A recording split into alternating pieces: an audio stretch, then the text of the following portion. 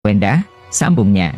Jadi sosok ibu ini sangat dibutuhkan oleh sosok Betran Peto putra Onsu ini, tukas Ferdi Peto.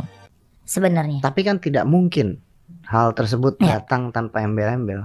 Bisa menjamin nggak Betran itu bahagia bersama? Lu bisa menjamin nggak kalau lu tidak menyakiti dia? Oh iya, pasti. Pasti. Pasti. Dalam hal apapun. Dalam hal apapun. Jadi lu nggak peduli kalau orang ngomongin macam-macam. Enggak. Selama yang menurut gue nggak ada yang salah.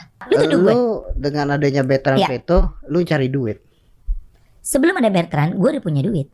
Gue udah punya perusahaan. Tapi kan kalau dia menjadi bintang, Anda diuntungkan juga. Maksudnya? Lu kan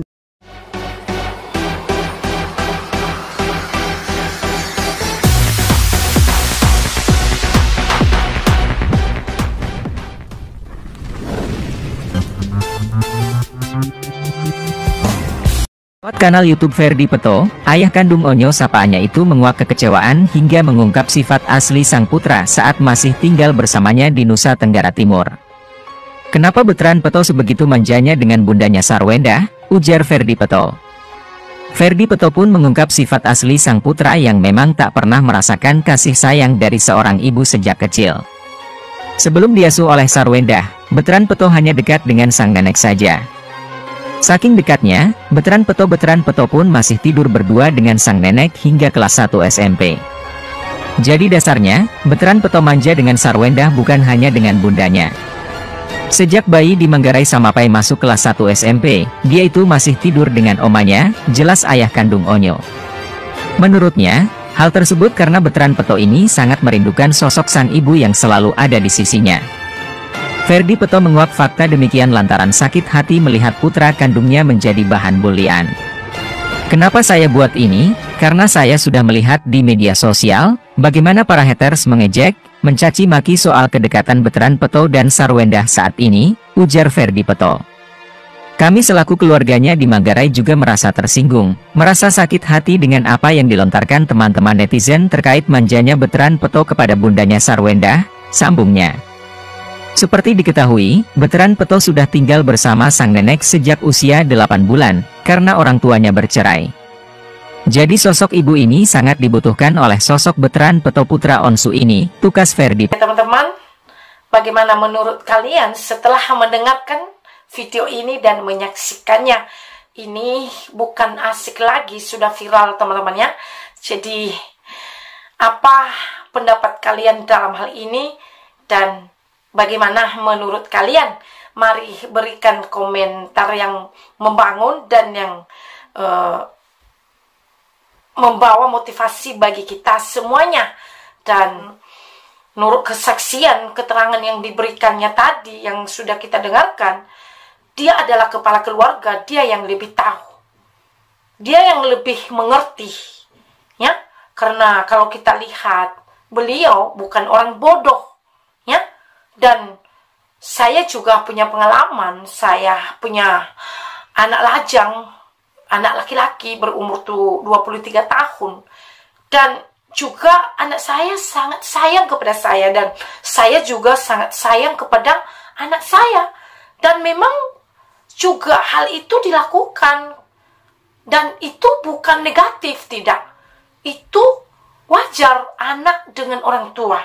Menurut saya, jika istri Bang Ruben sudah melakukan yang terbaik seperti itu, kompak dan mengasihi kepada anak yang diangkat seperti ini, dan itu adalah hal yang baik, ya.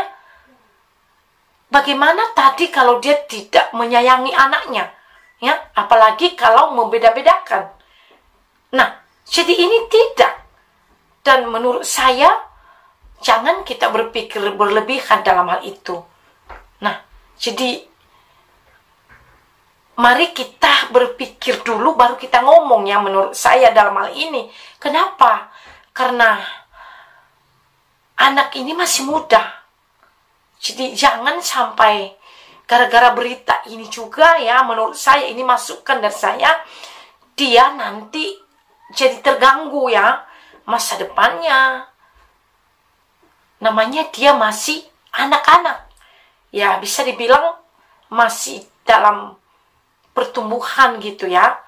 belum begitu dewasa. Jadi kalau dari saya secara pribadi, hal ini hal yang wajar, anak dengan orang tua. Dan saya juga punya pengalaman cara khusus kalau kita ke luar negeri, bagaimana orang-orang barat, orang-orang luar ya khususnya, kalau mereka berfoto aja dengan kita, mereka peluk, dan tidak segan-segan mereka teman-temannya memeluk kita seperti orang yang sudah sangat dekat, bahkan seperti kita dengan suami, ya, hanya tidak melakukan hal yang negatif. Nah, dan hal itu tidak mereka pikirkan, apa ya, susah mau dijelaskan. Nah, yang jelas tidak ada di luar seperti itu. Nah, jadi bisa terjadi hal itu kepada anak Bang Ruben ini. Jadi marilah teman-teman kita, orang-orang luar khususnya, berhentilah kita memikirkan hal-hal negatif yang membuat orang itu bisa terganggu, ya. Jadi bagi keluarga Bang Ruben, mari tetap semangat, dan bagi istri dan anaknya juga, mari tetap semangat dan jangan terlalu dipikirkan semuanya. Dan bagi kita semuanya, mari kita berdoa buat keluarga ini agar mereka juga kuat dan tetap kompak dan tetap mengasihi satu dengan yang lain. Tuhan Yesus memberkati kita semuanya. Sampai jumpa di video yang berikutnya. Shalom.